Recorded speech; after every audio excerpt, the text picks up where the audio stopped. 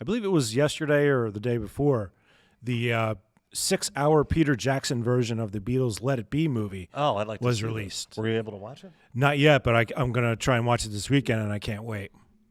And this is he took all, I guess, the raw footage from the Let It Be documentary that came out in, I guess, 1970. I believe I read it was like 60 hours of footage that he had. 60 hours of footage. And the original documentary was notorious for showing the band at their lowest point as far as communicating with each other, getting along. There was a lot of infighting. Right. I think at one point George quits.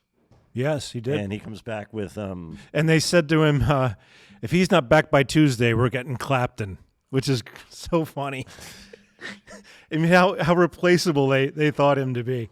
Yeah, and it's kind of ridiculous. I think, Clapton can play the right notes, but he's an autistic kind of a player. He has no soul. He has no feeling. And Harrison is a better guitarist, in my opinion. He's a better songwriter, for sure. And a better songwriter. What song's better written than Something? Right, exactly. I mean, it's at the top of the Beatles catalog, which is, right. you know. But, yeah, I'm really looking forward to that. And but what I want to get to about this is we were talking about the kind of the negativity that the original film portrayed. Yeah, and it was a difficult time, admittedly, by all parties. Right. They were at the end.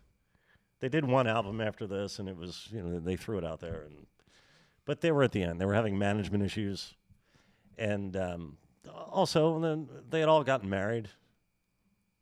Well, that's kind of the thing is that Peter Jackson, who, if you don't know the name, directed the Lord of the Rings movies.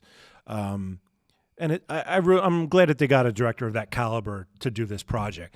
But he didn't, I guess you could find a few negative things if you look at the raw footage, but he didn't want to focus on that, So you really get a whole different picture. And just what you were saying, they had all gotten married. So, of course, Yoko is a big part of this.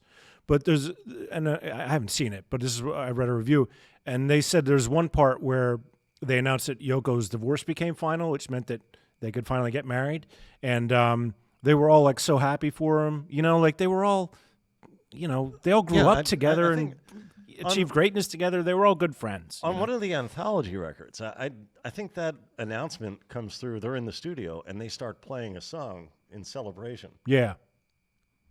Of the divorce from Cynthia. Yeah. So there was still somewhat of a camaraderie, but they were kind of, I guess they were all kind of turning on Paul at the time because he wanted his father-in-law to manage them, and they wanted this guy, Alan Klein, who had become the manager of the Rolling Stones.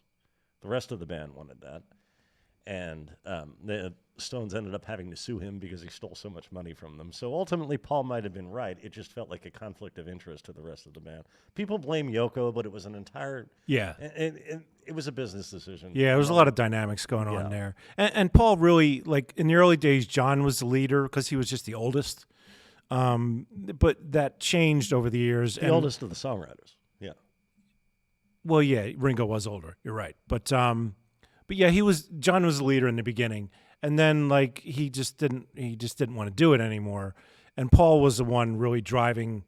He was the one who call them all up and be like, "Hey, man, we got a studio booked tomorrow. Like, make sure you're there." Like he was the one kind of driving those later albums forward, and so it built up some animosity. But Paul wasn't in the wrong. He was just trying to get some work done, right, you know? Right. And thank God he did, or we wouldn't have those last few albums, which are the best, probably. But and speaking of a thank God he did, or thank God they did sort of thing, one of the things that Peter Jackson mentions in one of the articles I read was that the Beatles wanted to do their own film adaptation of Lord of the Rings. Oh, really? I never heard this. And he was glad they didn't.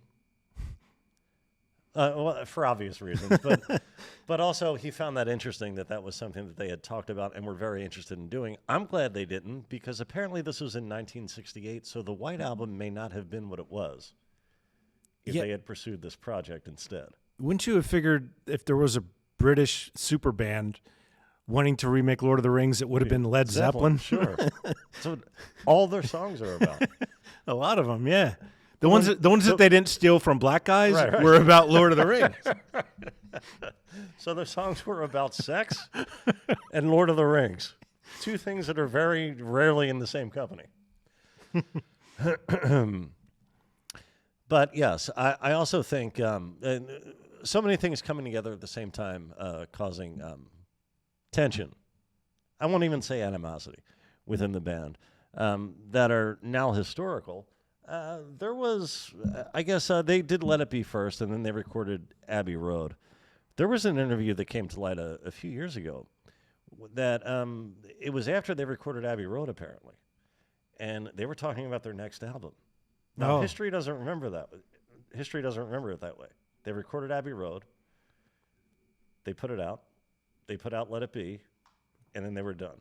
Right. McCartney 1 came out, and everything was done. Right.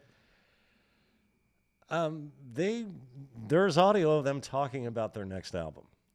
So that kind of changed history in a sense, that what we all thought we knew was not entirely the case. Yeah. And, of course, in that interview, Paul says that he didn't really think much of George's songwriting until the last album. Wait, what was that? Paul didn't think very much of George's songwriting until the last album. Until he wrote something, which we talked Until- about. Right. But still, I mean, he had been killing it Yeah. before. And there's so many great songs. So I would like to see that, too. I'm not sure I have access, but I would definitely like to It's see well, I mean, they'd planned a theatrical release until it got to be 6 hours, and then obviously that's not practical. So it's on Disney Plus. So I don't know if you get that. I will have to pirate it from my 11-year-old daughter, who has it. But yeah, I'm hoping to see that this weekend. Is your daughter a Beatles fan? I know she's in the Oh yeah, she's a huge Beatles fan. Only because that's what I would always play. Right. You know, it But didn't you seem can't- appropriate to play like Rage Against the Machine for like a 5-year-old.